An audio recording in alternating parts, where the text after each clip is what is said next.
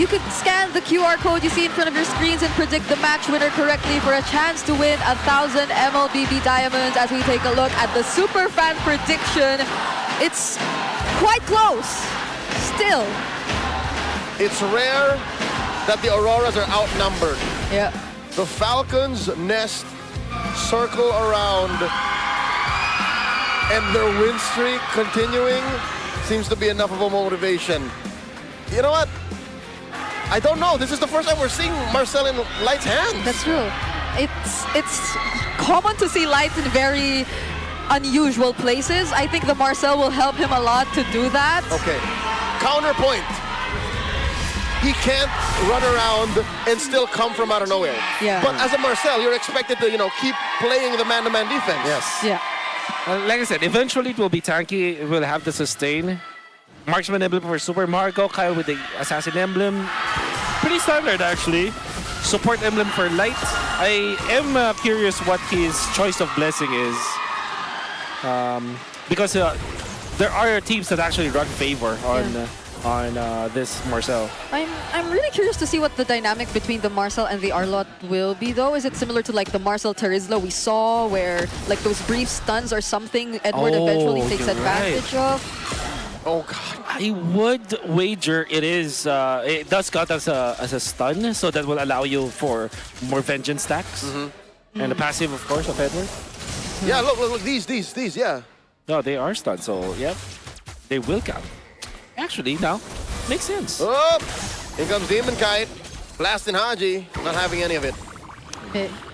So that's one. So when the team fights do happen, it's similar to what we used to see with the Akai Arlott, maybe, in a way. So we get the answer. It's an early conceal. It's an early conceal here for Light. Going for the rapid boots, obviously, with the Thunder Belt. That's a typical build. Oh, how about again? The Demon Kite comes in, hits Ogwin with a deadly magic, and he draws first blood. Oh, even had to pop the flicker out there. That means really good early game conversion here coming out from Demon Kite. Yeah. Oh. So Aurora definitely with a much better start this time around. They pick up, even if it's just on Ogwin, I think that sets the tempo, which is normally what gives way to Aurora winning the games faster because they have very low game times. But Falcons, I don't think they'll let Aurora take this objective. Nope. Falcons blitz that turtle, take it even before Aurora can find their position. Yeah. Jump coming up from Falcons, identifying that Demon Kite is playing on the left side of the field. Especially because Demon Kite eventually showed himself into that mid lane to aid Yue in clearing that wave. So that's a lot of information given to Falcons. Immediately bursting down the turtle, equalizing the first blood that Aurora was able to get.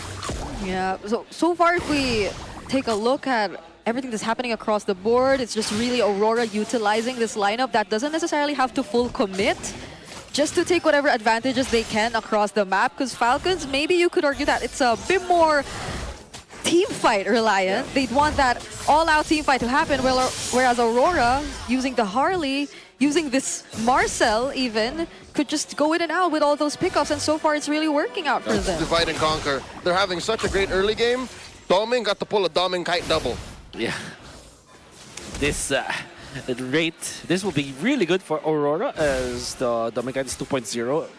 1.8 compared to Super Marco. That's 200 Gs. 200 Gs. Yes, gold, I mean. Yeah. Gold start. The gold is spelled with the G. So, makes sense. Thanks. Okay. Oh, Slap is already here in mid.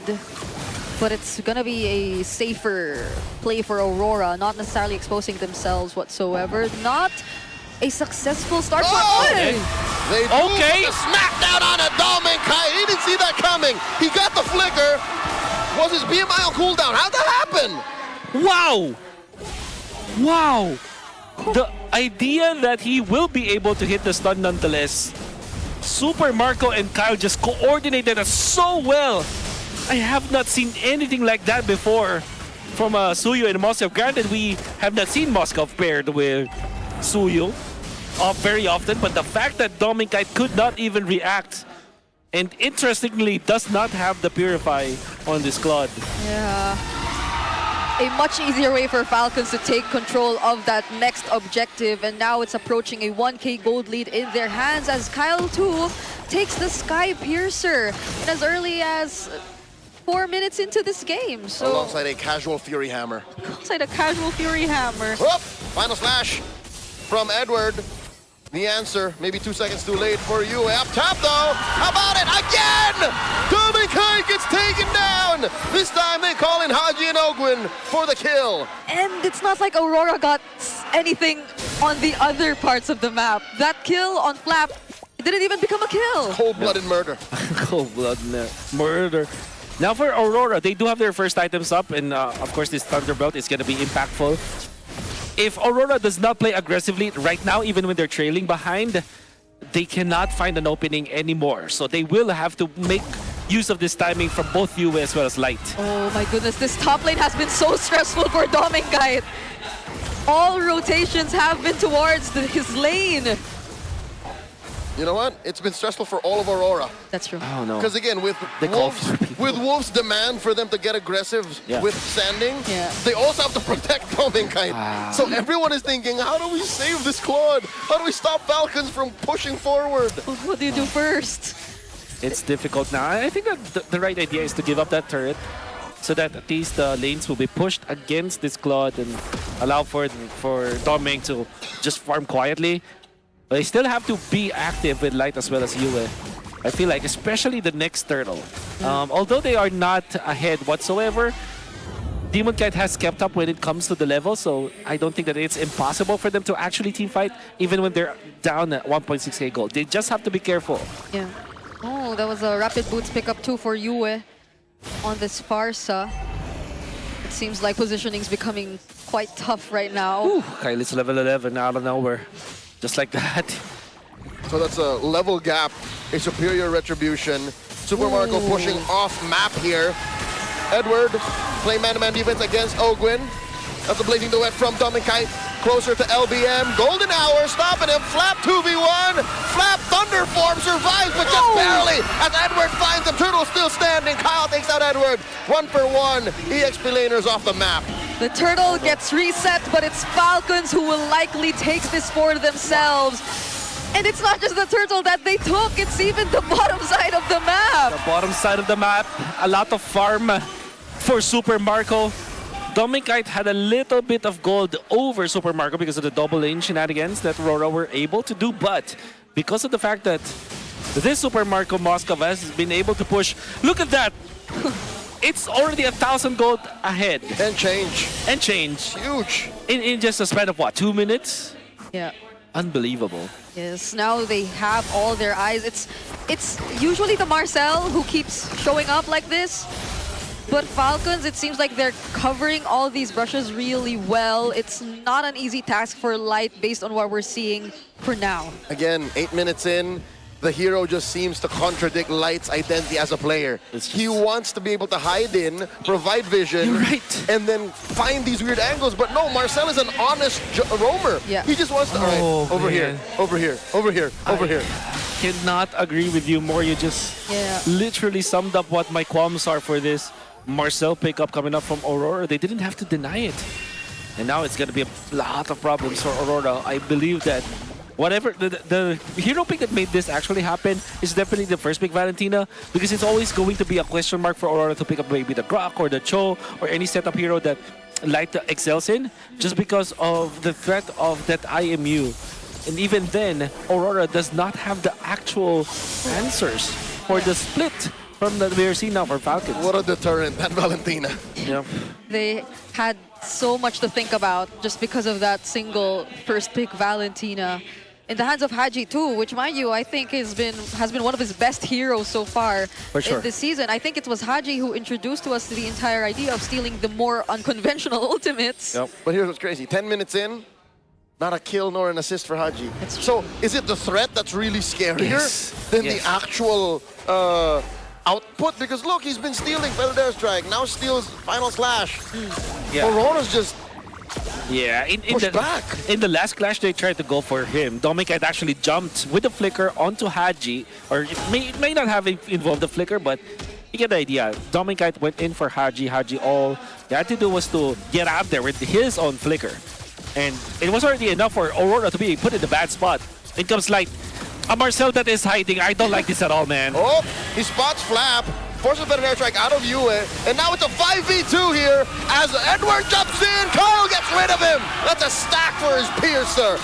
And already Aurora are down a man. In comes Flap, searing skies, and now Dominkite blazing the wet. Who are you fighting there? Now Light flickers back.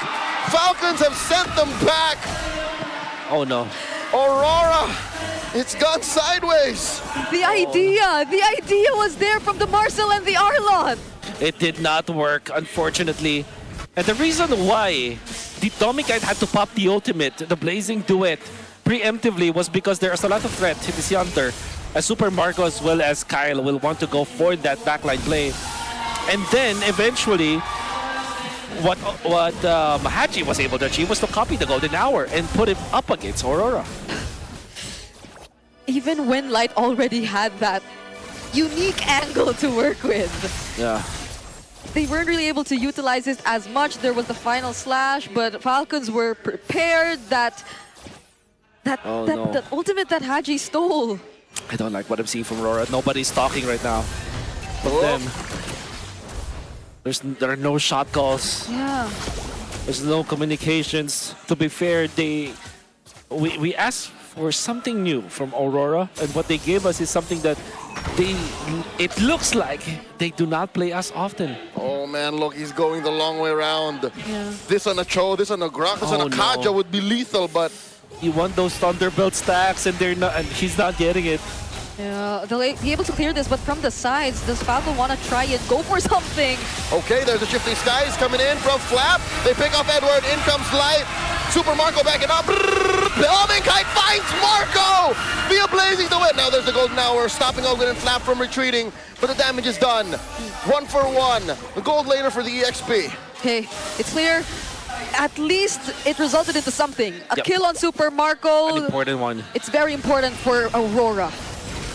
Oh, but they keep up the pressure. Falcons! They might the regret lifesteal. this! And no! Kyle refuses to die! Light gets taken down! Oh, the lifesteal coming out from Kyle. It was enough. And unfortunately, because of so much penetration that you get coming out from this Assassin Emblem Suyu, 3 items ahead as well, that meant that he was able to get his life back, and the Deadly Magic was a non-factor, especially because Light was just freely giving himself away. Yue! Defensive angle. Yue flickers to reposition that feathered airstrike. Will not stop Falcons from penetrating in mid. All due fairness, that was a great angle coming out from Yue. Unfortunately, he wasn't punished, but he had to use his flicker for that one. Yeah, still a battle spell down for Aurora.